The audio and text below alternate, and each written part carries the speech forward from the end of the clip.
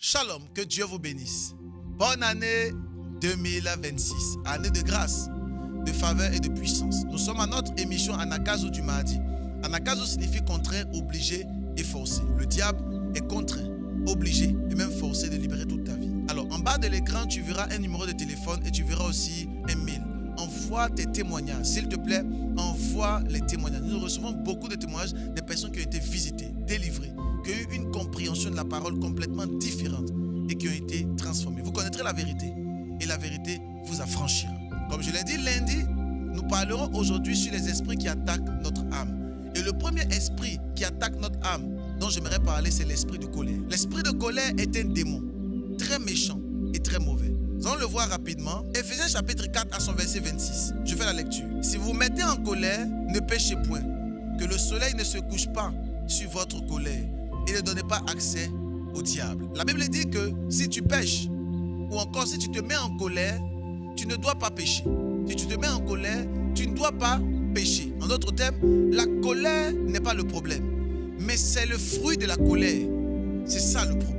Vous devez comprendre que le fait de se mettre en colère n'est pas un problème. Tu peux avoir une sainte colère. Jésus-Christ dans le temple a renversé les tables. Il était saisi d'une sainte colère. Il a dit, vous ne ferez pas de la maison de Dieu une caverne de voleurs, mais la maison de l'Éternel est une maison de prière. Et Jésus était saisi d'une sainte colère. Il était saisi de puissance.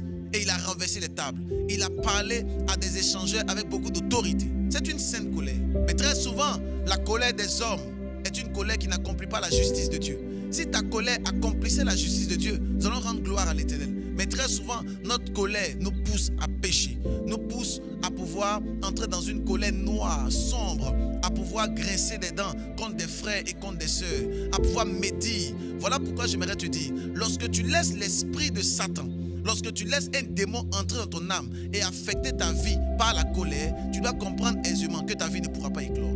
Le diable joue avec tes émotions. Il joue avec ton âme. Beaucoup de personnes disent, elle m'a mis hors de moi, il m'a mis hors de moi. C'est un langage diabolique. Une personne ne peut pas te mettre hors de toi-même. Si elle te met hors de toi-même, ça veut dire que tu n'existes plus.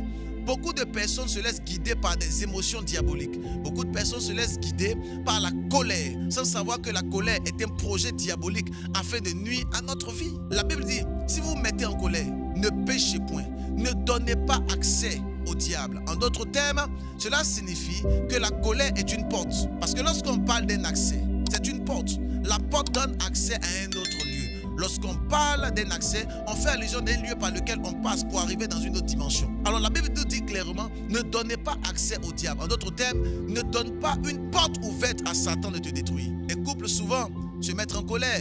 Et lorsqu'elles sont en colère, elles dorment avec leur colère. Des frères et des sœurs sont souvent en colère. Et lorsqu'ils sont en colère, ils dorment avec leur colère. Et quand tu dors avec ta colère, tu affectes ton âme. Lorsque tu te mets en colère devant le maximum de personnes ou devant des proches, tu affectes ton âme et tu ne pourras pas éclore. La colère viendra te détruire. Je lève la main comme prophète. Je prie pour toi.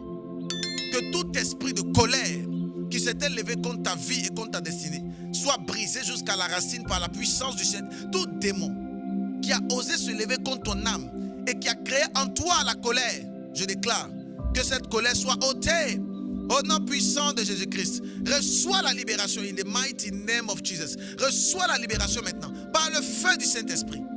Que tu sois complètement libéré par la puissance du nom de Jésus-Christ.